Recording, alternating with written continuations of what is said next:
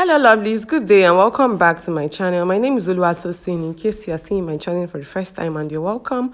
To all my returning subscribers, you're also welcome. Thank you so much guys for always stopping by my channel.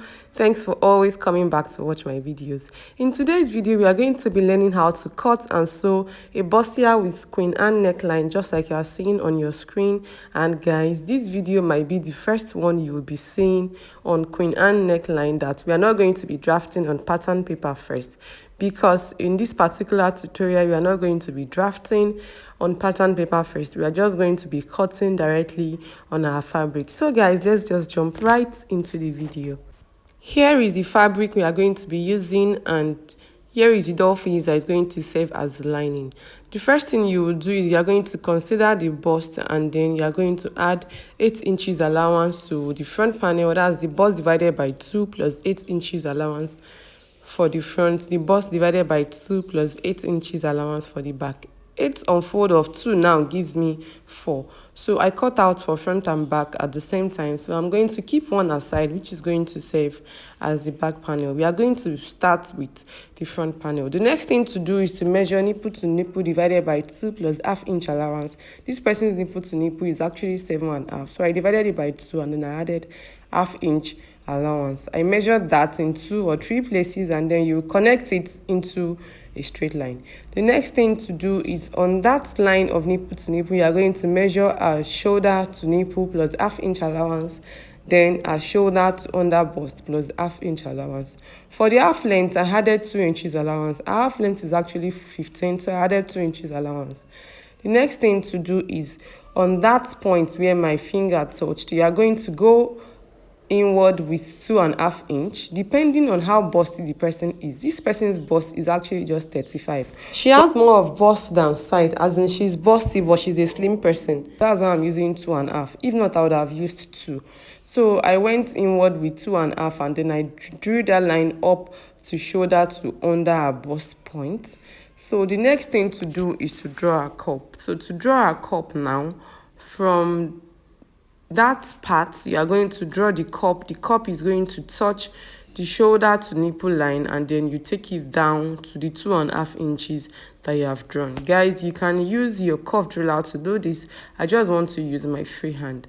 Now, on the cup, on the curve, you are going to go downward with 4 inches, and then on that point of 4, you go forward with 1 inch, go backward with 1 inch, and look for a way to connect those 2 points into the main cup. Basically, that is it. Then you proceed to cutting that out. This is for the front panel. After cutting it out, I'm going to have something looking like this. It is after joining, after padding and joining, that I'm going to be removing the neckline, the shoulder, and I'm going to shape it. So that is it for it at this point. The next thing is the back panel. The back panel is way easier than the front. Just measure zip allowance of 1.5 inch, the nipple to nipple divided by 2 plus ½ inch sewing allowance. Then you proceed to cutting that out as well. So I'm still going to be using this doll face as the second lining. You know, it has to be double lined. So all I have to do is just to place the first lining on the second lining and trace it out. The exact measurement, no alteration at all. So I did that for front, and I did that for the back panel as well. Guys, the next thing to do is to start cutting on the main fabric. So for the main fabric, I transferred my first lining to the main fabric. No alteration, still the same measurement.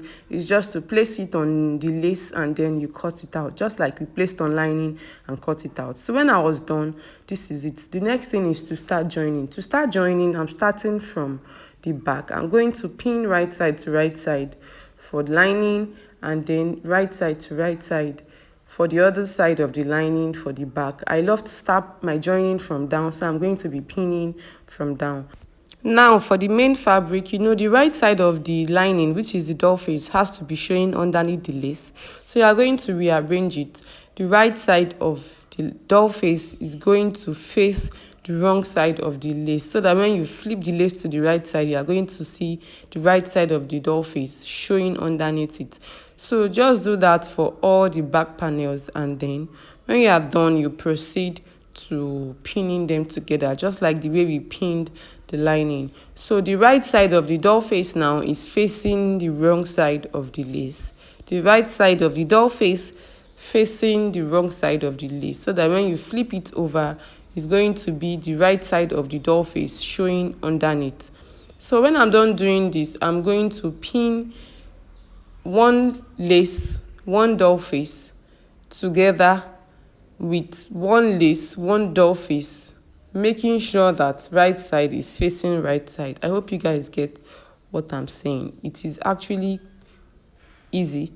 Then one lace, one doll face, right side of it facing the right side of one lace, one doll face for the other side of the back. Then I'll take all of this to my sewing machine, and then I'll neatly join from down to up. And that's it for the back panel. Moving to the front panel, I'm going to place the first lining on the lace, and then I'll proceed to cutting it out just like I did for the back panel. Then I'll proceed to padding the lining, the two linings, and now it's time to arrange before joining. So to arrange, don't forget that right side is going to face right side before you can join. So I placed the wrong side of the lace on the right side of the first lining. Then I'm going to be joining now. From down, right side is going to face right side. I'll pin that together. For the other side as well, right side is going to face right side. So I'm going to pin that together for the lace and the first lining now. For the second lining, I'll proceed to pinning just like I pinned for the first one. Then I'm going to put down the middle. I'll place the right side of one side to it, and then the right side of the other side, I'll pin it to it as well. I hope you guys get what I'm saying. It is that simple, guys. So I took all of that to my sewing machine, I joined, I gave it a very good press, and here I am at this point. It's now time to bring out the Queen Anne neckline, the armhole, and then to shape. So I arranged the front, right side facing right side for the main fabric, right side facing right side for the lining, for the back as well, right side face the right side, the lining, right side face the right side. Then all the joinings are facing one side. Hope you guys get. So obviously I can spot the under bust. You know, I know the number, but looking at the cup, I can still spot the under bust. So I'm going to be putting our under bust number on the under bust on the half cut. I hope you guys get what I'm saying. So our under bust is 13. I'll be placing 13 on that point where the cup stops, and then I'll trim out. I'll measure the half length. Our half length is 15. I added 1 inch sewing allowance at this point, so I'm going to trim out the excess at the up and then excess at the down. The next thing to do is to measure our shoulder. I divided our shoulder by 2. I added ½ inch allowance because this dress is going to have sleeve. After doing that, our armhole is actually 16, but at this point, instead of measuring 8, I used 7. Then I drew a armhole curve. Then I'm going to divide our bust by 4. I added 1½ inch sewing allowance. Our waist divided by 4 as well, plus 1½ inch sewing allowance. Then I'll cut all of this out. I reduced the zipper allowance a bit. So if you check the neckline, you will see that there is a skin color mesh underneath the Queen Anne neckline. My client wants it just like that. That is why I'm going to be adding this skin color mesh to underneath the Queen Anne neckline, because she's a fair person, so I'll be using that shade of mesh. Now for the neckline, I measured 2½ inch for the width. I kept the front aside, and then for the back, I'm going to be measuring 1 for the depth. Then the back is a round neck. I proceeded to cutting that out. I kept the back aside. Now moving back to the front, for the depth, I'm going to be marking 6 because it has a little bit of sweetheart as well. And then for the width at that point of 6, I'm going to be marking 4. The next thing is to draw the little bit sweetheart, and then you connect the point of 2½ to the point of 4, just like I'm doing. I hope you guys get what I'm saying. After doing this, the next thing is to extend the point of that 6, that's the Queen Anne neck, sorry, the sweetheart neck, towards the armhole, and then you proceed to cutting it out first. You cut out the yoke first before cutting out the Queen Anne neckline. I hope you guys get what I'm saying. So I'm going to be using this to cut out the part that is going to replace the yoke, that is going to come back to the shoulder, because it's going to be a part that has the edge of the lace. So I cut that out. I added 1 inch to the length, for half for joining the shoulder and half for joining it to the rest of the half length. So I'm going to be marking the place where that yoke, where the extension, like the shoulder, is going to stay, for easy identification. So I marked it on both sides. So this is just me trying to check out what it's going to look like before cutting the other side. So I cut for both sides now, and when I'm done, I checked again how it's going to look like. So under our bust is 13, I made sure that everything is on point before proceeding. The next now is to mark out where the skin mesh is going to be. So I just marked it out on my table, and then I placed the skin mesh underneath. I'm going to follow that marking and just use it to trace it out. So I traced it out, then I cut it out. I added ½ inch allowance to the length. The ½ inch is what I will use to join it to the rest of the half cut. It's that simple. I hope you guys get what I'm saying. And when I'm done doing all of this, this is what it's going to look like. The first thing to do is to turn the neckline for the back, turn the zip side, turn the shaping side. I did that, and this is where I am at this point. Now for the front, I'm going to be stitching down the shoulder first. Don't forget that I marked where I'll be stitching it down.